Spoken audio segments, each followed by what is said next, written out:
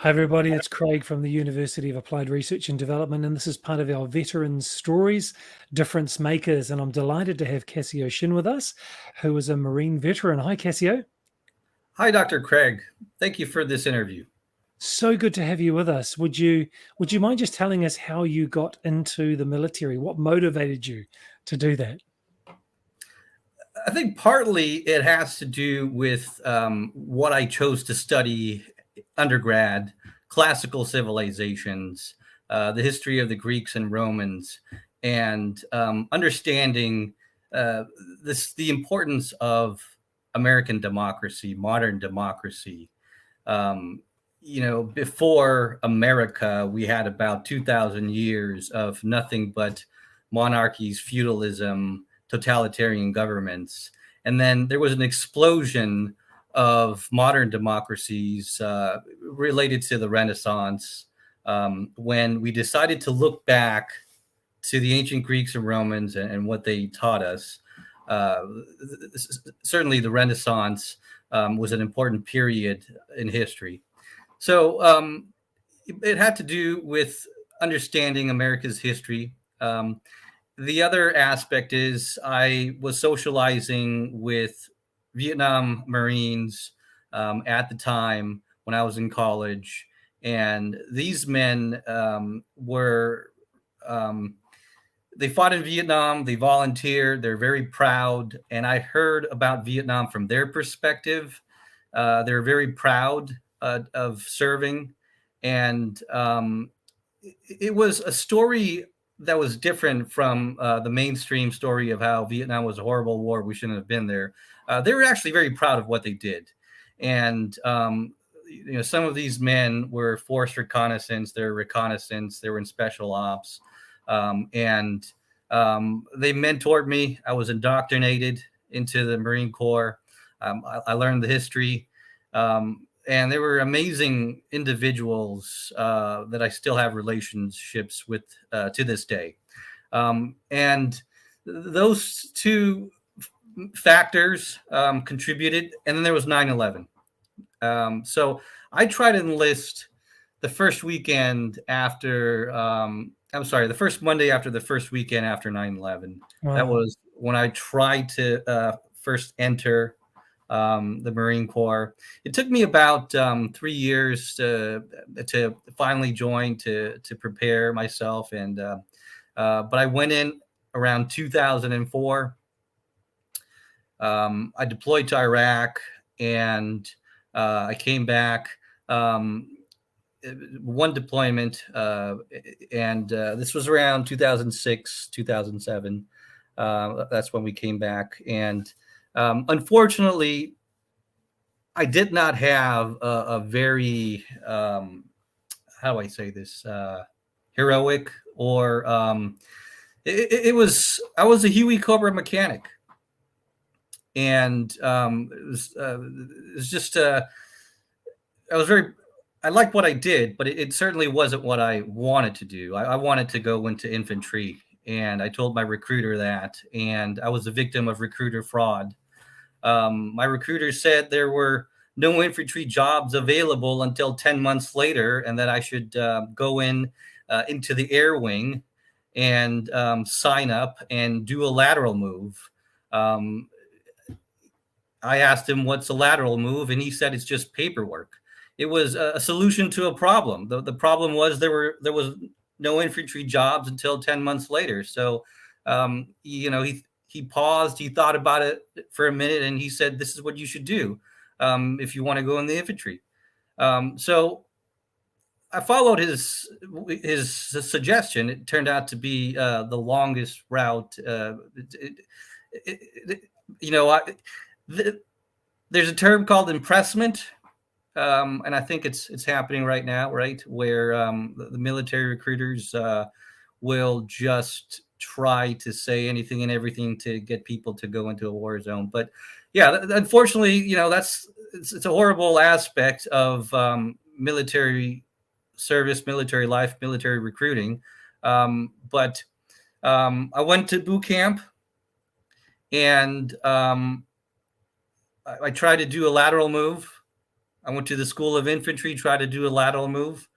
I went to my MOS school, tried to do a lateral move. I got denied every time. I deployed, came back, and my unit said, we're going to get rid of my unit. They're going to deactivate us. And they told us that we should all look for new jobs. I went to my local recruiter, and I was looking into becoming an infantry officer. And I asked him, hey, did my recruiter lie to me? And he said, yeah. And that was basically the end of my military experience. But I think I went in for all the right reasons. But all I did was work on Hueys and Cobras as a mechanic. And I think there's a difference for the guys that actually serve in combat and go on repeat deployments. They're risking their lives for an ideal, for this set of principles, this belief in America. And a lot of people don't understand. They don't know why America is special, American exceptionalism. But arguably, we were the world's first modern democracy. And that fact, isn't highlighted enough. We changed the world forever. There was a series of decisions throughout history, and Western civilization made the right decisions. From the rejection of organized religion, that's Reformation, from the rejection of the divine rights of kings, Magna Carta, the suffrage movement, racial equality. I would argue that occurred during World War II and the Civil Rights era. There were moments in history where we made the right decision. And I don't think other cultures and civilizations would have made the same decisions. We have to understand that democracies are a unique aspect of Western civilizations, and inclusion and diversity, I would say, they're unique aspects of Western civilizations. And there's no indication that other cultures would have embraced gender equality, for example. So, we Marines, they're special unit, special breed, and they believe in America. And that's what my mentors taught me, and that's why I went in. I love that you were inspired by the men who served in Vietnam, and you got to know them well enough to understand the pride that they had in what they did, because as you said, they went there based on principle, and so did you. You enrolled to serve based on the principle of defending the country that you love. And I don't think anyone would ever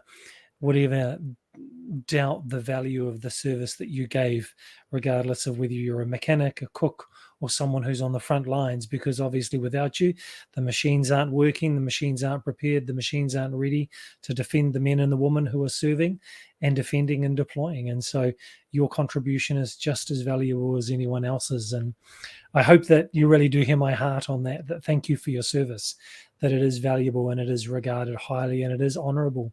So thank you so much for serving. I'd love for you to share. I know you've expressed that the position you were in is not the one that you wanted, and you tried to change. Are there some learnings, experiences, some nuggets of wisdom or life experiences that you took from your time in the military, which have helped you now in your civilian life, that you could share? Right. Overall, it was a very positive experience, and I do think it changed me forever. The qualities, the ethos, we learn to be productive. We learn discipline, and we learn leadership, especially Marines. The concept of leadership by example can be carried through every aspect of life. So those are the things that resonate now, that stick out in my mind. how we are supposed to lead by example, and it's the fundamentals of a human being that really matter. So there are no shortcuts in life, and your character it's shaped by what you do. So what we do in this life echoes in the next, right? That's a line from Mm. Gladiator, I think. Russell Crowe. It does. It does indeed. And now in your civilian life, you're a corporate counsel for a large organization. Tell us about your role that you have now. Right. So CYCG is in the energy consulting business. They are involved in accounting for energy companies like Southern California, Edison, PG&E, and they calculate, in a nutshell, the cost of electricity to manufacturers. So lots of numbers crunching, lots of technology involved, and I'm involved helping with contract negotiations and contract discussions and contract drafting. That's one aspect of the job. There are other aspects, and yeah. So I like to contribute in other ways as well, for nonprofits um, and other organizations I'm part of. So um, yeah, does that answer your question? It does. And we're both in the veteran owned business project, the LinkedIn group, which there's some amazing people and amazing organizations in there. Is your business, is it the consulting firm, is it veteran owned? It is not. You are a veteran and you're in the organization. Yes, yes, Yep. correct.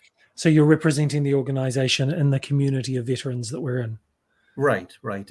For related to other projects and aspects of the nonprofits, you know, if since I have this opportunity, Dr. Craig, I volunteer for an organization called Community Veteran Justice Project, Mm, and it is a nonprofit that assists military veterans who get in trouble with the law here in Southern California, Los Angeles. There are specific statutes, Penal Code Section 1001.80, 1170.9, and 1170.91 that allows for military veterans to get military diversion, get their criminal charges dismissed. It saves their career. We understand, we as in society, the California legislature, we understand that veterans suffer unique traumas, unique, I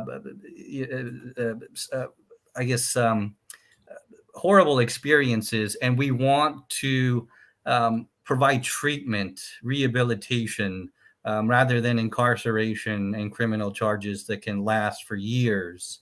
And what we try to do is to help veterans. Usually, when we find them, when they come to us, they have legal issues, but they might also have financial issues. They might be homeless, etc., and we provide other services. But it's comprehensive. It's a lot of counseling as well. But one of the main focus is military diversion. have I got the right website on the screen? Yes, yes. So Fantastic. lots of success stories.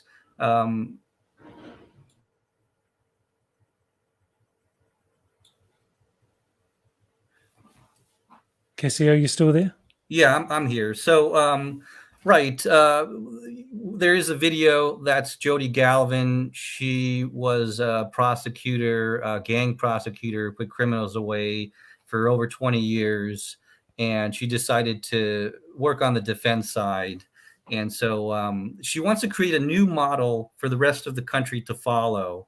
Mm, There are veterans courts, but the statutes allow for any criminal court to help veterans. So yeah, really? yeah. So it's not veterans court. It's veterans courts are separate. These statutes are for any criminal court. So Right. so we have to identify the veterans, find the veterans. That's the challenge. You really Right. want to utilize the statutes before you enter a plea. Yep. Yeah. So there are laws. I might be using my language incorrectly. Please forgive me, but there are laws or regulations that are put in place that mean that veterans can get extra help, and their background and their service can be understood as a reflection of the crime that they might be being prosecuted for, so they can have additional help. Is that correct? Correct. And it's not every case, it's not guaranteed. It's Right. judicial discretion is involved. But we certainly want treatment rehabilitation first. Mm. How incredible. I think the world is starting to understand more, particularly in education with younger children, that when children have been through difficult circumstances, the way that they are acting out is a result of the trauma that they've been through.